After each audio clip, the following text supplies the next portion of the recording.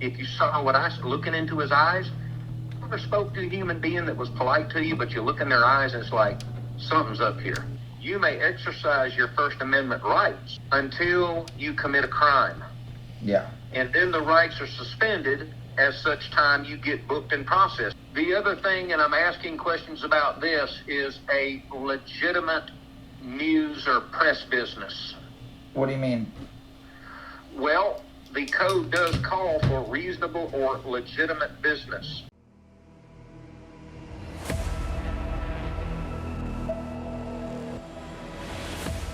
GT's going hot with a breaking update on the Talbot County story where I was arrested. Please make sure to like, share, subscribe to include smashing that notification bell right quick, fast, and in a hurry. To hear this conversation in its entirety, please check out the link in the description to News Now Ninja who brought this to light. Imagine after being arrested and civil rights violated, the arresting officer goes to another media source and releases all the details about the ongoing investigation and prosecution.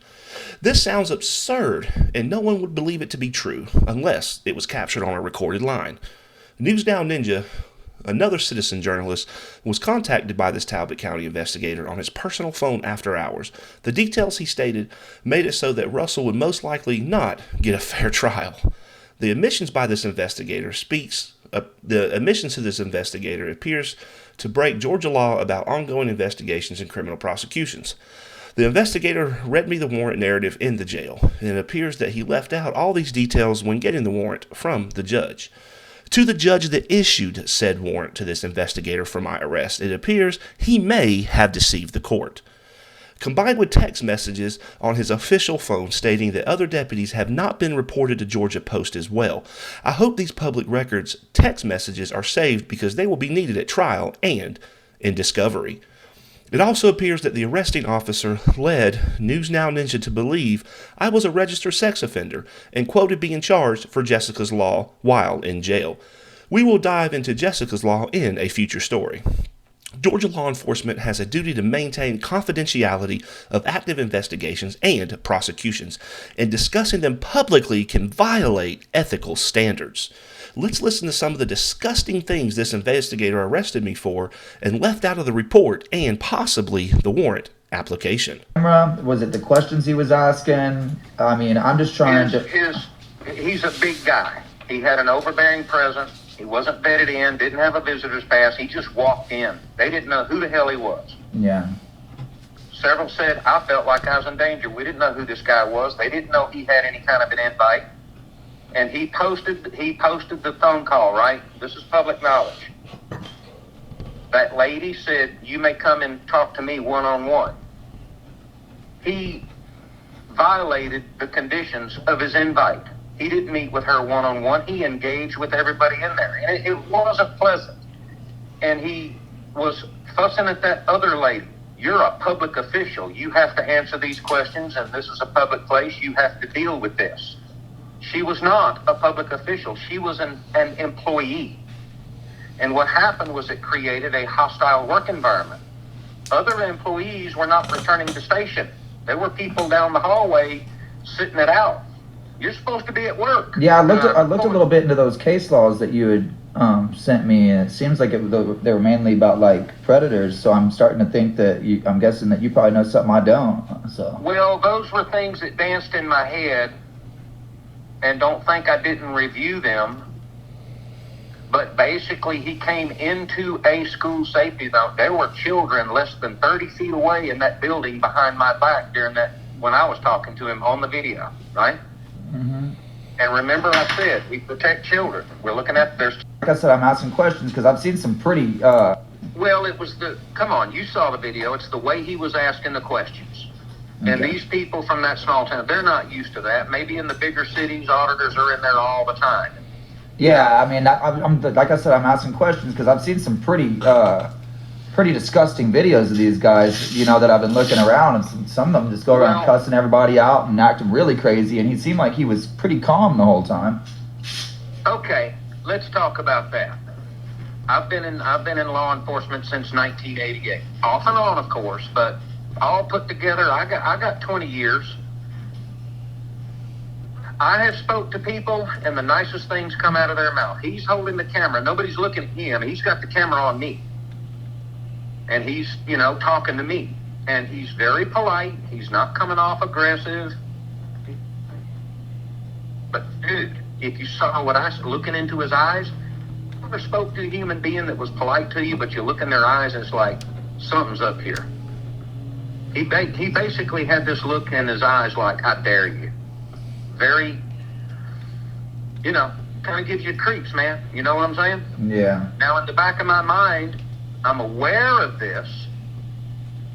What will he do next if we engage to do anything other than what's going on, all right? I'm looking out for the kids. I wanted him off that campus and away from those kids ASAP. We'll deal with everything else later. But because he disrupted their work, there were employees not coming through there when they should and deliver things they were supposed to. There were other employees in the back hallway. They're not coming up there to confront with him or be badgered by him. The business of the school was hindered, but he made it all about hurt feelings. There were people who were supposed to be performing duties, and one of their duties was to be looking after the safety of the children. They were hiding out. He was supposed to talk to that lady one-on-one, do his business and get gone. Now read that Georgia code closely. Yeah, because he had released some video or something. I've seen that she had invited him up there or something. She said on that telephone call that he recorded and posted, so I can talk freely about this because it's all over the world now. You can come and talk to me one-on-one. He didn't make it one-on-one. Next thing you know, he's stopping people. Hey, how much do you make a year? And shining his camera on paperwork. There's a place where he's Zoom quarters or some bullshit. He didn't have a daggum open records request for that. He helped himself to it. Although it's a public building, there are certain parameters that we go through to get information, sir. Yeah. So you can't tell me. I understand how public records requests go, Well, he didn't follow the guidelines of which he was invited. It was a one-on-one meeting with the lady, not walk around and shine your camera in these and this. And if you read the code under the Georgia code that he was actually charged with, you cannot be there for unreasonable or illegitimate business.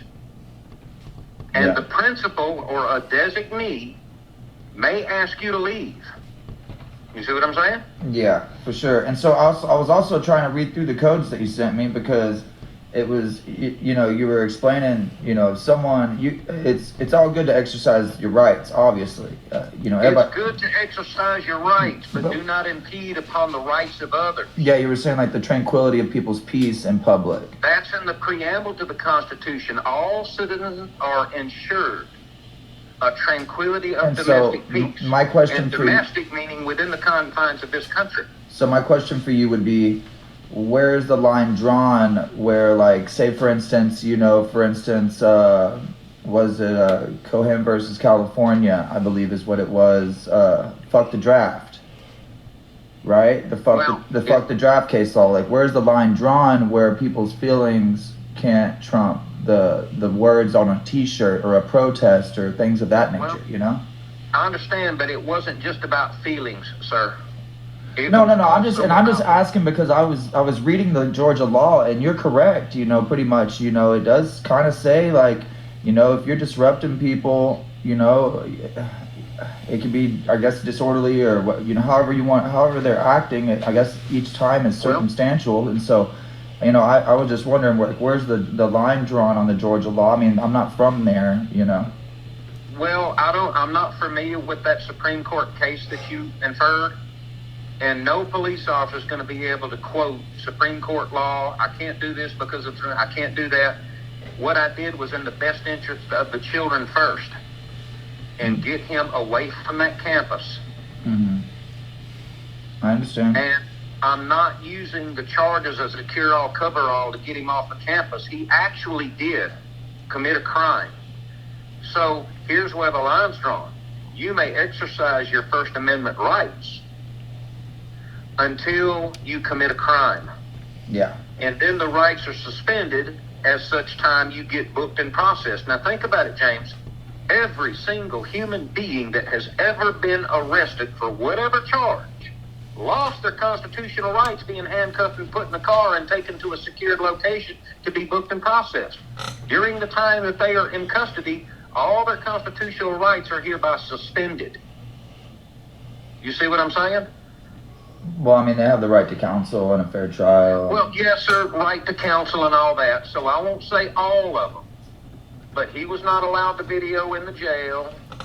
You've got Second Amendment rights. You got a right to carry a gun, but until you get arrested, it's going to get held. It's going to get taken from you. And if you use the gun in a crime, it becomes evidence. It's going to get taken from you. What happened to your Second Amendment rights then? So you committed a crime. So if it was switched to the First Amendment, wouldn't his camera have, like, record his? If you're saying he committed a crime and his camera was involved, would at that point the camera be confiscated just like the gun would be? Well, the deputy had a body cam on, so I didn't have to confiscate his camera as evidence because the deputy had a camera too. Yeah. And I saw his cam footage, and it was pretty much was on his camera. Okay. The way he was talking to those employees, and he accused the one lady. She said, "You're a public official. You have to answer these questions." And she was not a public official. She was a public works employee. She clocks a time clock, she punches a time clock, performs a service. For her, it became a hostile work environment. Yeah. She was one of the ones brave enough to stand in there and put up with it. The rest of them were in that back hallway sitting it out. They were hiding. Hey, you're supposed to be at work taking care of school business. They weren't. Well, And I stressed in my video, I also said disruptive, but he completely evaded the word disruptive and stuff. The feelings police. He was also disruptive. He stopped them from doing their work. Yeah. Follow me? Yeah. Now, I know he painted me up to be a big buffoon, and, look, hey, you kind of reached out to me. I'm sitting here at the house alone. I'm single and don't have kids. It's times like this. I really feel heavy, man. The whole world thinks I'm a clown and an idiot, and everybody's calling for me to be fired. Dude, I went to work today. Yeah. And performed deeper and more detailed investigation on this shit. Well, man, I guess stay in contact with the sheriff and let me know whenever you can. Talk to me about it, Yeah. Oh, well. I'd love to get like a legit interview where I could set up a time or something, interview and record or something, so we could put out more of the story from a different perspective other than the ones that are already out. This is true, but the other thing, and I'm asking questions about this, is a legitimate news or press business. What do you mean? Well, the code does call for reasonable or legitimate business. Yeah. This guy, more likely than not, is more interested in the punches he gets for likes, the sensationalism, okay? And I guess you know his background? Not really. I know he's a YouTuber. He's been all over. He's been arrested before.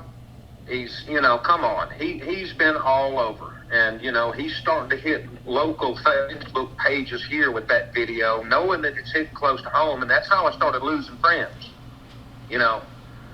Went to the Talbot County Board of the Coalition for Better Government, blah, blah, other local counties. Hey, we know that guy. He's that cop down in, man, I didn't think that of him. And then I start getting these ugly inboxes on my personal Facebook. A few people have posted some stuff up. I immediately take it down and block that individual. That's me. That's getting into my personal space. Yeah. I don't Facebook all that garbage. And I'm certainly not going to leave it up there and have an open forum on my personal Facebook page. That's my personal social space, man. That's my playtime. See what I'm saying? For sure. I don't post on there, yeah, I arrested so and so for this offense today. I can't do that. And that's not what it's for.